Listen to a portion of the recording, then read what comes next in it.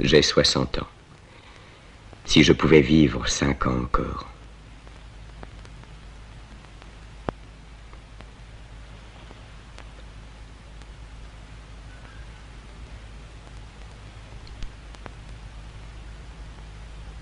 Je veux me réveiller. Je n'y arrive pas. La plupart du temps, je ne sais pas où je suis. Mais il m'arrive aussi de me croire autre part. J'ai l'impression que je vais mourir si je ne me réveille pas sur le champ. À Uskudar, dans la maison au bord de la mer, je m'asseyais dans mon lit. Et le cœur serré, j'écoutais âner les bateaux à moteur, battant la nuit, qui s'en allaient dans un voyage sans début et sans fin.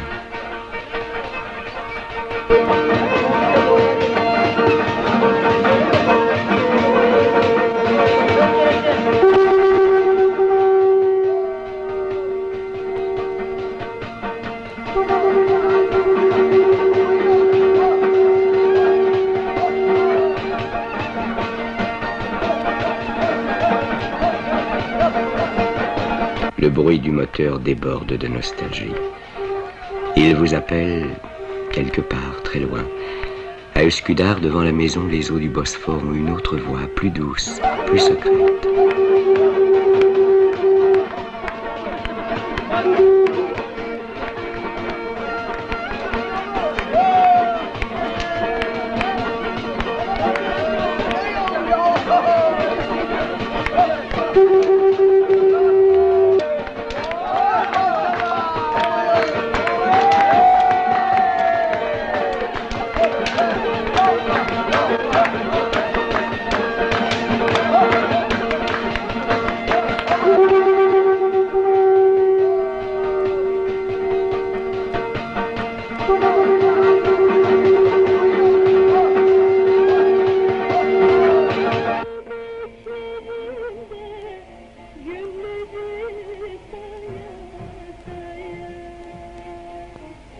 Les pluies de printemps tombent sur Istanbul. Elles sont tièdes à présent.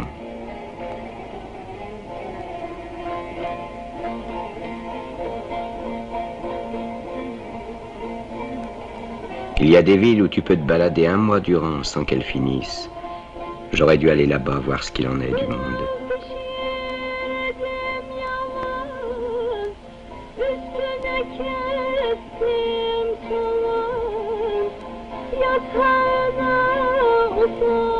Qu'est-ce qu'il y en a des usines à Istanbul? Qu'est-ce qu'il y en a en Turquie? Qu'est-ce qu'il y en a dans le monde?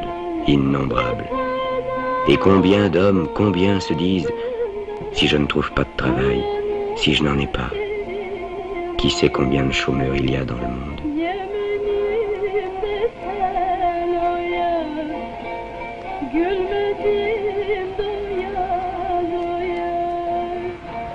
Les pluies de printemps pleuvent sur les coupoles de la grande mosquée, sur les capuchons des minarets, sur la corne d'or, sur les chalands.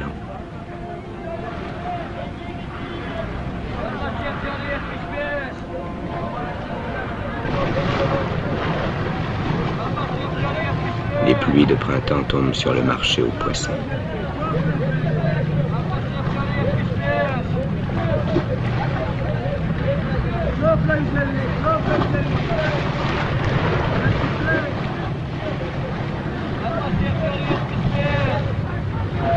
Les pluies de printemps pleuvent sur le pont de Galata.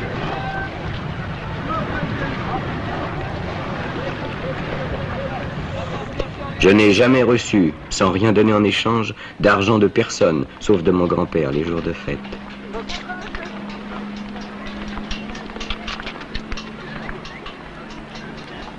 Les gens qui passent ne nous regardent même pas.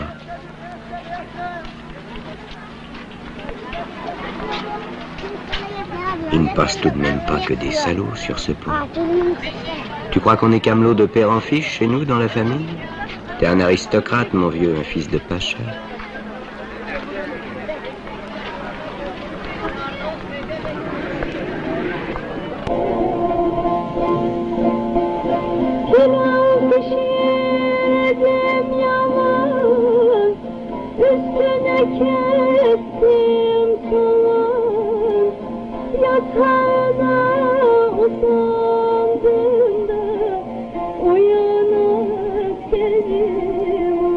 maison de bois moucharabiée. Une bise tiède gonfle les rideaux de tulle. La maison est silencieuse. À un virage quelque part, une voiture grince. Les rues sont désertes. C'est l'heure de la sieste.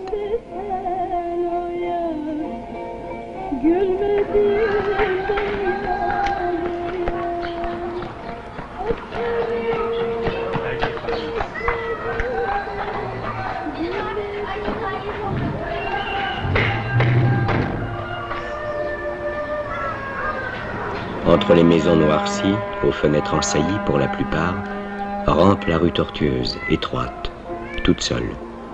Et un silence, une solitude. On monte au premier. La propreté de ces divans recouverts de housses de toile me ravit. Le plancher, blanc comme de la résine à force d'être lavé, brossé, astiqué, est encore humide. Ça sent le savon des Dyrnées, il me semble. La lavande et le bois de sapin mouillé.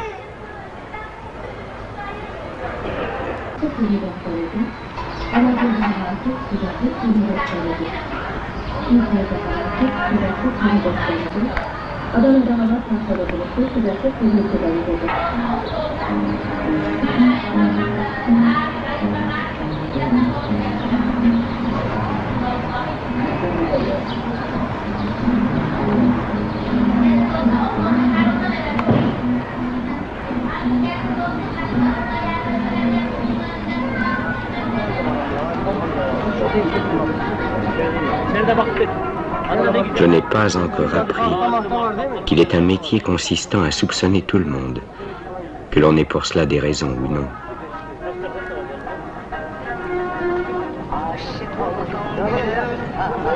Ce doit être si triste de se sentir étranger quelque part. À moi, ça ne m'est pas arrivé. Mais à Üsküdar, dans la maison au bord de la mer, il y avait un jardinier, un Albanais, qui vivait à Istanbul depuis Dieu sait combien d'années. C'est un bien beau pays, répétait-il. Dieu vous le garde. Mais pour moi, c'est la migrance. Et j'ai bien peur de mourir sans revoir mon pays.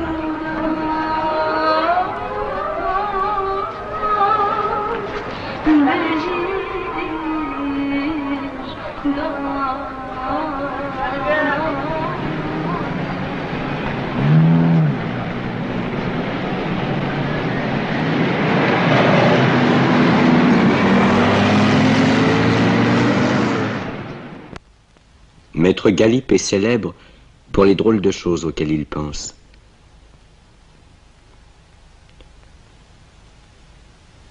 Si je pouvais chaque jour manger des gaufrettes, se disait-il à 5 ans.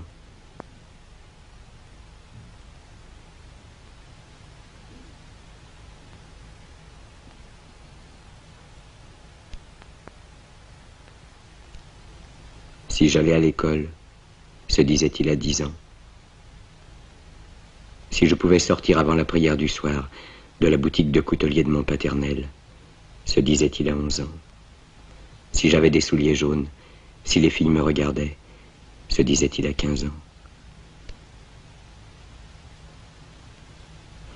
Pourquoi mon père a-t-il fermé la boutique? L'usine, c'est bien différent de la boutique, se dit-il à 16 ans. Est-ce qu'ils vont augmenter ma paye? Se dit-il à 20 ans. Mon père est mort à 50 ans. Est-ce que je vais mourir si tôt, moi aussi? Se dit-il quand il avait 21 ans.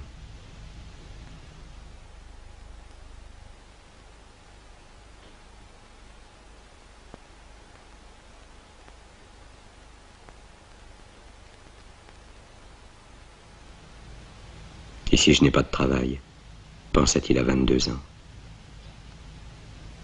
Et si je n'ai pas de travail, pensa-t-il à 23 ans. Et si je n'ai pas de travail, pensa-t-il à 24 ans. Et souvent chômeur.